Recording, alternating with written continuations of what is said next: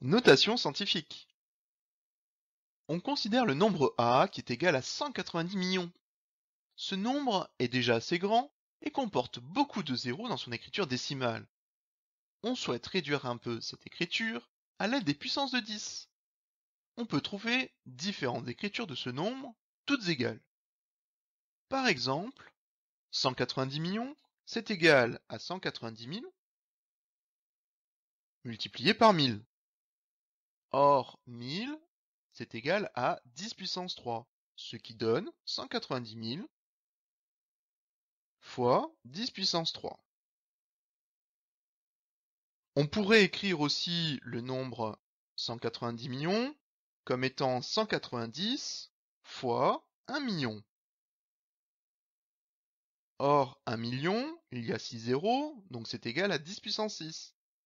Donc l'expression A est égale à 190 fois 10 puissance 6. Et puis, on pourrait aussi considérer que 190 millions, c'est égal à 19 fois 10 millions. 10 millions, il y a 7 zéros dans son expression, donc cela donne 19 fois 10 puissance 7. Parmi toutes ces écritures, on en a choisi une qui se nomme la notation scientifique. Par définition, un nombre positif est écrit en notation scientifique lorsqu'il s'écrit sous la forme a fois 10 puissance n, avec des conditions sur a et n. Pour le nombre a, il doit être décimal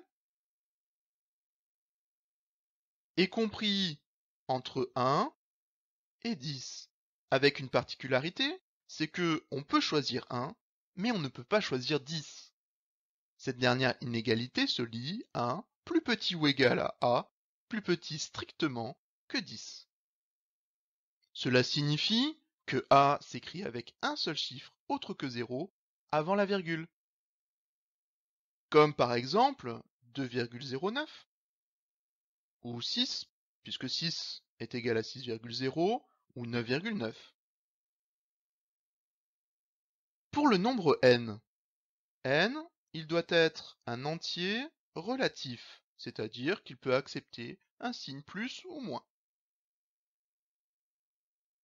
Pour revenir à l'exemple A, son écriture en notation scientifique est égale à 1,9 fois 10 puissance 8.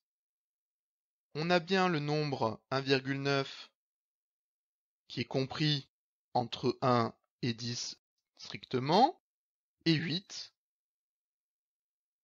qui est un entier.